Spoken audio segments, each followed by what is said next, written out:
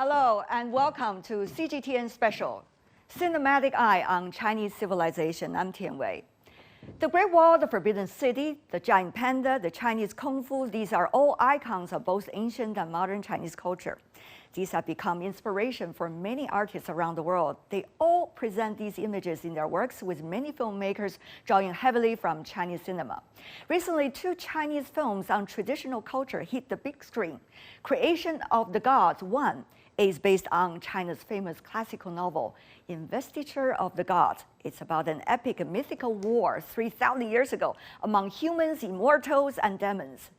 Chang'an is an animated film telling the story of the Tang Dynasty with its well-known talented poets as the main characters. Here's a look at how these Chinese civilization elements has inspired cinema goers. 寂寞像秋草，悲风千里来。李兄读过我的诗。 The animation film Chang'an is based on the history of the Tang Dynasty in ancient China, through the legendary stories of the well-known great poets Gao Shi, Li Bai, and other literary giants during the period. The film shows the lofty ambitions of history's greatest artists and the classic charm of Tang poetry that has been passed down for thousands of years. Meanwhile, the epic movie Creation of the Gods, Kingdom of Storms, is adapted from the Ming Dynasty novel The Creation of the Gods. The Yonghe Palace murals in the Yuan Dynasty inspired the film's look and feel. The aesthetic style that mixes Taoist paintings of the Yuan and Ming dynasties, bronze elements of the Shang and Zhou period, adorned the film's whole run. So what narrative do all these cinematic gems tell us about the Chinese civilization and the Chinese culture? This is a grand topic, but I'm so glad to be joined by real people in the know for the answers. We are joined by members of the 2 film crews in our Beijing studio, Chris Phillips, an actor. Good to see you. Hello. Yip Kemp Tim, who is a visual artist, art director, and costume designer. Good to see you, Tim. And also, last but not least, Yu Zhou, the co-founder and president of Light Chaser Animation. Good to see you, Joe. Joining us online, Linda Jevin, a writer and translator who has been cooperating with Joe for many of the epic films of animation movies in China. Thank you so much for joining us. So what is the thing that inspired you the most in the current work, Chris? Well, having just completed filming, and we'll be able to present Creation of the Gods this summer, to play a king from 3,000 years ago, an actual king from Chinese history, but also a famous character in this legendary epic Investiture of the Gods, which is based on. It's just inspiring that these stories can be reinvented and these characters are still so exciting for audiences today. Tim, what about that? You also participated with as an important player in the movie. I think for me, for myself, it's like I have a chance to continue to find the language of Chinese in variety form. And movie is really important now. So I would deep inside to understand more about the Chinese aesthetics more and more, and then develop to a visual arts happen on the film to benefit, to have the script going more impact on this audience. Wonderful, through visual, Yep. through visual means. I know Chris has some issues with the costume that you have designed for him. We're going to go that a bit later into a personal fight in the studio. But go to you, Joe. What about that movie, animated movie, Chang'an? Explain to us, what is it really about? Actually, Chang'an is the first of this kind of epic animation film. We started a new series called New Culture 3 years ago.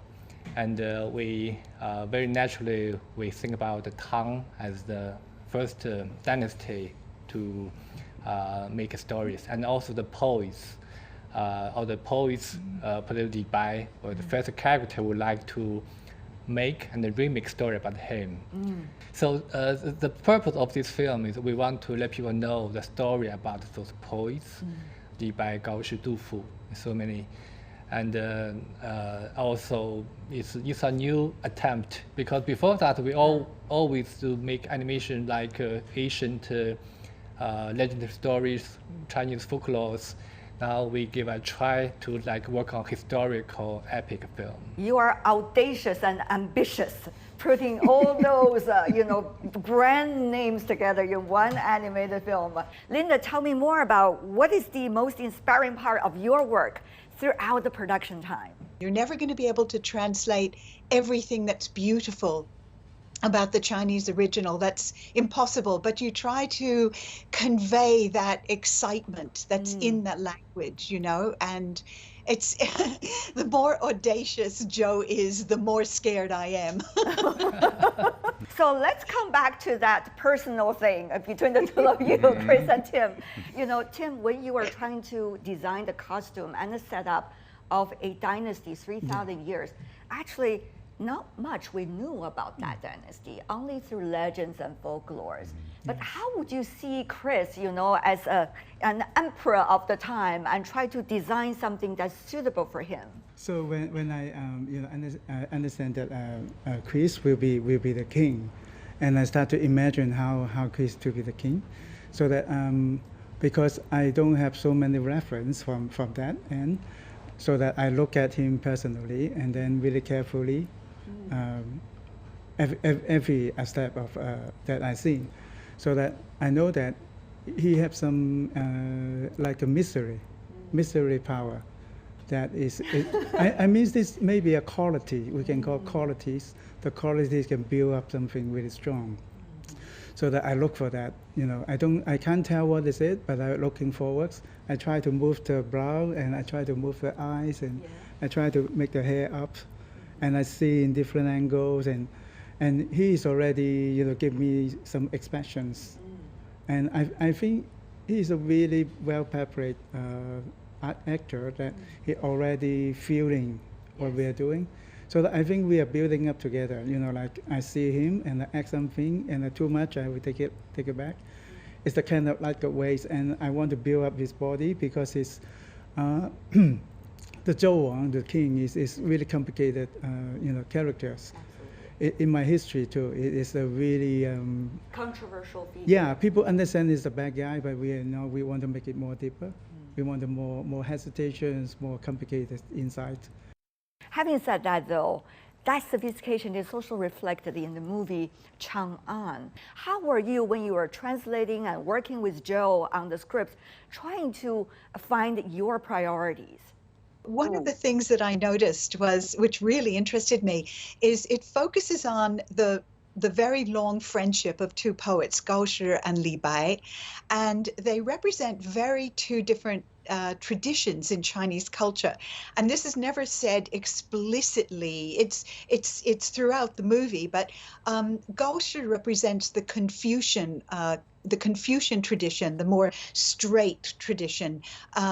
And so the way that I had to translate his language and his poetry was a little bit more serious, a little bit more straight. Li Bai is a very interesting person, as comes through in Chang'an so brilliantly. He wanted terribly to be accepted by the Confucian establishment. He wanted so much to be accepted into the imperial court of the Tang. He was desperate for this, but he's really, in his essence, a Taoist. He's a free spirit. He's funny. He's a drinker. He's a bit of a wild person.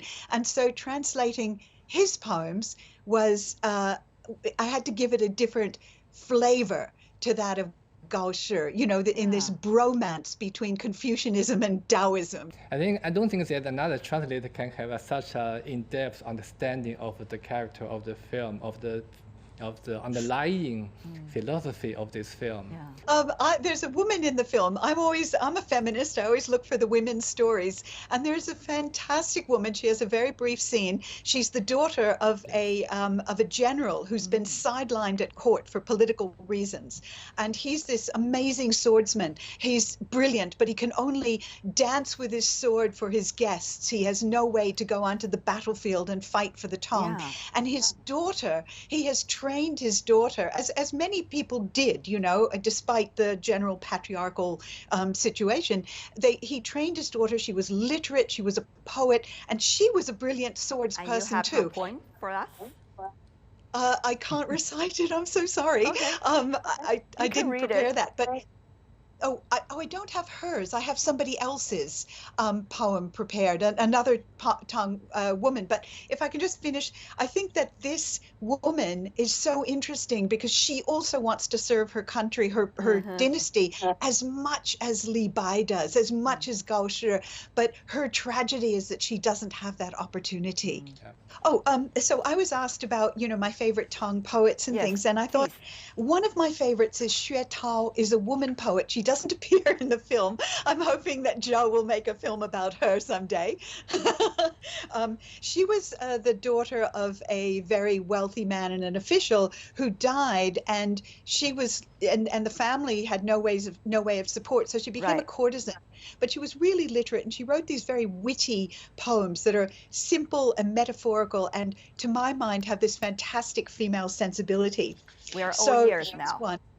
Yeah, here's one translated by Jean Larson. It's called Dog Parted from Her Master.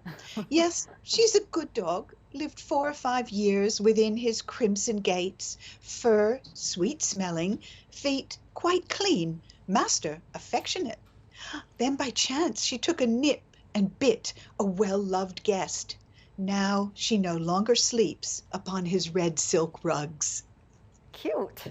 So tell me more about, you know, how does that create an opportunity for you to know who we are and how we can be together with others, quote unquote? Yeah, I mean, for me, it's not only been kind of my life's work to bridge these cultures, but it's also personal, frankly, because I'm half American. My father's American, and my mother is Chinese. And so really, you know, from the very beginning of my career, you know, especially when I went on this it's CCTV. already on the screen. Especially on this CCTV gala. Actually, the pop music that I was bringing to China at that time was just very, very unusual for the audience. Very Western, the instrumentation. Yeah. And Later then the Broadway show. after I'd gone to Broadway, then I thought, oh, I'll import Broadway into China. So I worked with Andrew Lloyd Webber, you know, for many years. Even to this day, you know, we're working on how to really promote musical theater as an art form in China. So it's always been about bridging cultures. But my only kind of slight, you know, sadness is that a lot of the traffic has been in one direction. I mean, honestly, Meaning and I which really direction? mostly from the west to the east, and that's because obviously, you know, especially America is very strong industry of entertainment. Right. They're very smart in packaging and how to the Hollywood blockbusters, their pop music, you know, all these years. So I really hope that in the future, you know, there will be a change in this. I see some hope in the younger generations because they're growing up in a much more globalized world. Absolutely. And because of the internet, they're much more world aware than they have been in the past. You know, so I do think there's great hope for the future. Yeah. Tim, go to you. I think for Chinese Hidden Dragon, I go through the whole process, of course, and you know, I am in the film industry all through that. And then I know there was a difference. Before we are in Hong Kong, we want to do the best movie in the world, and then we don't see really clear about what does the world look like, so that we just fight. We just want to achieve. You growed. Yeah, and everyone is just know, I don't care about what happened, I just do it. Yeah. I don't have the equipment, I do it. I just see something I like, I do it. I try to do it in my way. So this is, I think, is the film in Hong Kong in the 80s. There seems like a really high energy at that time, Better Tomorrow, Rouge, and you know, every movie like that. And afterwards, I think they get some notice of international feedback. and they start to reforming themselves. They try to find a way to build up themselves. And I think in this moment, I'm doing another thing also, because when I'm doing Rouge, I try to understand the time can be reformed in a movie. We're doing really seriously. We can create a time and space for the thing happen in the space, so that everything is come up to be a new way of looking at the history. So that's why. But I think you have a question is really good about how to share with the different culture. I think this is really important, that you have to really understand your culture, the first place. But it's not easy. Yeah. It's so difficult. But you have to. When you're doing it, you have to. You have to connect the dots now. The most difficult part, yeah. Another thing, you have to understand the others. And then afterward, you do something that they understand. Right. Mm-hmm. That's why, Kaujin Take is maybe a good example, because we know pretty clear about Shakespeare, we know pretty clear about all of that. And then afterward, we put it in that. Yeah. And then they can really easy to receive. At the same time, we build up, like a bamboo forest fighting. This is the most difficult, because this is something that didn't have this in the Western world, because of the 玄虚 is something. It's not talk about the world in the ground, but talk about the world above the ground. And the changing of spaces also. Yeah. And then become something inside the wheel of inside, not outside. You are watching the CGTN special Cinematic Eye on Chinese Civilization. So please stay tuned. We'll be right back.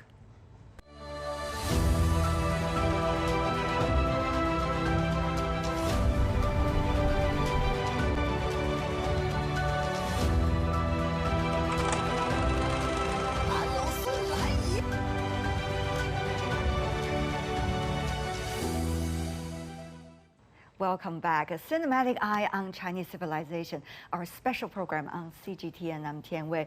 I'm so glad to be joined in the studio and beyond by a whole panel of artists who has brought to us amazing works. Chris, Tim, and Joe. I would just go with a brief, It would be easier for us. So we want to take a look at this first before we go into the next round of discussion.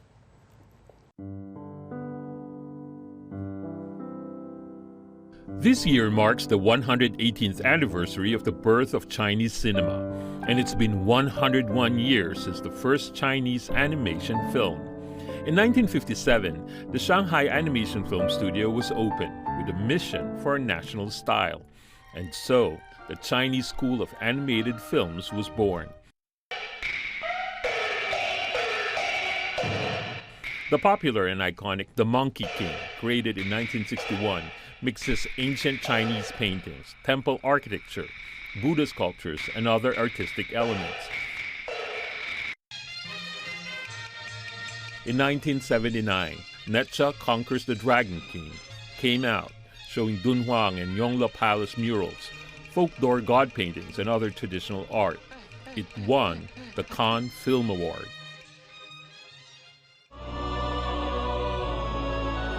In recent years, Chinese films delved into myths, legends, and folk tales for inspiration. Journey to the West, The Return of the Great Sage, and Big Fish and Begonia hit the big screen. Films such as White Snake, Chang'an, Creation of the Gods, Kingdom of Storms benefited from filmmaking advances with a fresh, reinvented look and modern narratives. Although Chinese filmmakers did create moving pictures through the classic techniques of hand painting, stop-motion shooting, to computer graphics imaging or CGI, and three-dimensional rendering.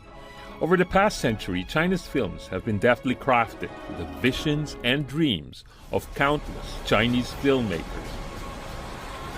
All right, that's once again a wrap-up of many of the legendary productions in Chinese movie theater history. We are joined once again by Linda on the big screen virtually with us, joining us from Australia, and also Joe, Tim, and Chris sitting here in the studio. The other thing really is about new technology, not only in the movies that you just produced and acted in, but also, the future of movies, how much we rely on new technologies, what inspiration is it likely to provide us with, not only technology-wise, but also telling who we are sometimes Yeah. that we don't even know about. So I want to go to you, Joe, about that, because you have to use a lot of new technologies. Because earlier we saw the traditional Chinese cartoons, watercolor paintings, things like that, very cute. But now it's a totally different world that we are talking about, Joe. Yes. Actually, animations, there are two kinds. People sometimes tend to confuse.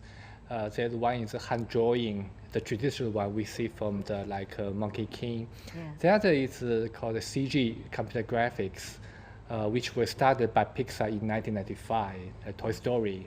So right now, CG animation is still the mainstream, which is also our animation technology.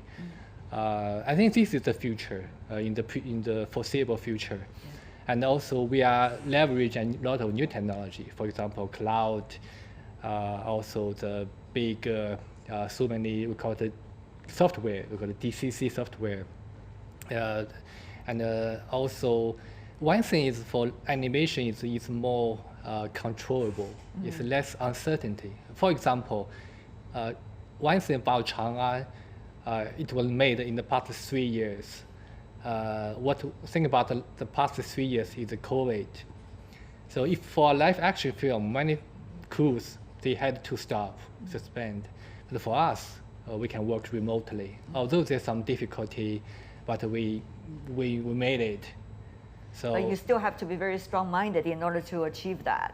Yeah, absolutely. We have a very strong team, I have to say. We have the team is really very young, very talented. Yeah. So what is the future of animation films, I think technology-wise? The borderline between animation and the live action film is getting really bold. Yeah, and then I can see the creation of the gods in the animation film. Right. There's so many shots. I think that probably 90% of the shots are CG, so many animations, right? So we're going to working together, not like such, right? Not only just for this discussion, right, and beyond, But what about technology for you? Both as an actor and as an artistic director. Maybe I start with an actor first. You have to work with the green screen around and work with all of these possibilities. Yeah, especially creation of the gods. It's a huge epic battle between humans and gods and demons. Yeah, demons. So it's just very exciting, but it's also more than half of it has to happen just in your mind as an actor, when you're playing. And this is nothing new. All the it's been happening for decades now, but it's just getting to be more and more and more. And I do think that it's all good. It's a challenge for actors, but it's just another skill. It's like learning to ride horse or martial arts. You learn how to act for a blue screen. You know what to do. You're not daunted by it, but it's not there. It's actually it is actually just a skill, and all actors are adapting. Because this is necessary. It's necessary. We have this technology. We should use it. Chris is making it sound so easy. Shrug of shoulder and say, it's just one of those things. But Tim, what about for you? New technologies. This is enormous amount of imagination for you, I guess. New tools, new toys. But new troubles, new challenges too. Yeah, I think for me, I'm now working on that because I know that technology is repeating the physical shooting, physical set. So now it's the first period of time, just the beginning of technology about that. Is we build up something related to the physical because we don't spend so much money on making big sets, so that we build a big set. But this is the logic, but not the digital logic. Digital logic is more abstract. And I think we are now experiencing the time of fading out about the physical world. And then, like the young generation, they start to live with the computer, imagination. So that the imagination is more close to the reality sometimes. But this will be going further and further, really fast. So that with this is electronic world coming, that will be another language will be coming up.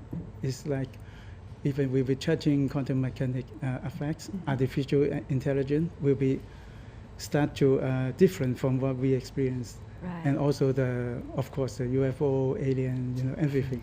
We're totally changing the way that we believe. So that for movie, of course, I always talk about when is the movie happen, where the movie happen, what is the story about. We have to talk about the communication, so that the communication is still in our mind of to making all these moral experiences. Indeed. Or message, or we already living in another place, like the many movie is breaking the boundaries of the human limitations to go into another level of looking at the world, and they're using the tools of the movie to talk about something that we can't imagine. So that I feel really strong powers like a corporate, the 2001. It's blinking us because scientists cannot say anything that not exists. Right. If you're scholars of the historical, you can't do something out of the museum. That's what we're saying. So the artist is a way to give further imagination, to give a sample of fun thought of what is following us. So that I think this is the most powerful thing, why creative is important. Would you like to tell us, your biggest takeaway of the latest works that you have been working on? Maybe I start from Linda. Yes. Linda, very briefly. The biggest takeaway from Chang'an is the complexity of all the friendships of the poets that I think doesn't come out when you study them separately, that you kind of put them all in a world that includes politics, it includes military actions, it's the whole thing. And I think that's one of the great things about this particular film. You got me fascinated totally. Joe? Yeah, I was just thinking. I think the takeaway for me is how close these posts are to us. I think this story, after you know the story, you don't think they are people from 1,300 years ago. You heard the people, they are around you. When you recite their poems, when you pick up a cup of wine or beer, you drink with them, you feel they are just sitting around you, how close they are. I would love to cheer to Li Bai after this. Let's do. Beautifully said. Tian? I want to get more opportunity and inspiration for the audience and young generation to love the traditions and the mythology world and get more deeper to their own inner world. Yeah. The outer and the inner. Yeah. Yes. Chris, last but not least. And I think for me, because I played a human character in this creation of the gods, I actually think that still, even with all the CGI and all the technology that we're surrounded by, it's the human things that are going to be what matter the most to us, to the audience, to everyone. So we have to hold on to that and still move forward with everything else. Yeah. I see you're already raising your fist in a way. Let's hold on to that. Thank you so much. Chris Phillips, Yip Kam Tian, and Yu Zhou. Meanwhile, Linda Jiawen earlier with us. Appreciate it. Thank you so much. Thank you. Beautiful. Congratulations to your wonderful work. That's all the time we have for today. If you'd like to know more, you can always search World Insight. Check out our YouTube channel. Follow us on Twitter and Facebook. I'm Tian Wei on behalf of our team. Thanks for watching. Bye for now.